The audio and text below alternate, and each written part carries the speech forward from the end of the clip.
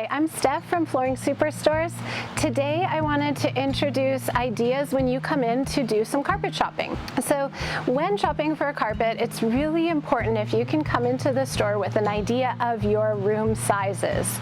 Carpets are typically 12 foot wide, possibly some are 13 foot wide or 15 foot wide, but majority of the product we work with is 12 foot wide goods. So there's extra thought when your rooms are maybe over 12 feet wide. We need to know this to know where the seam placement is going to be. So carpets, of course, we need to fill in that extra space, and we want to put the seams in a most inconspicuous area. We also have to consider that you end up purchasing more carpet than you might need. That's a higher waste calculation. So waste on carpet, maybe it is very minimal. It could be around 3%.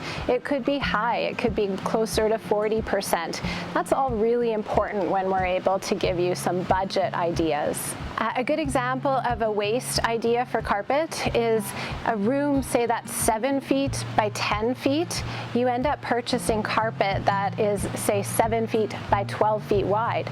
Well, your square footage is only 70 square feet, but overall you're purchasing 84 square feet, and that makes a difference, of course, on our budget. So it's really important if we have that information, we can get more accurate so you're prepared for what this investment would be. Some of our homeowners will come in with diagrams like this. This is really helpful because we can see that we have spaces beyond 12 feet in both directions for this type of layout.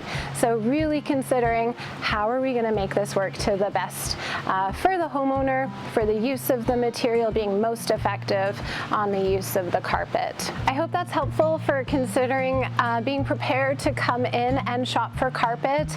We look forward to getting to meet you and invite you to come on in for your next carpet shopping experience here at Flooring Superstores.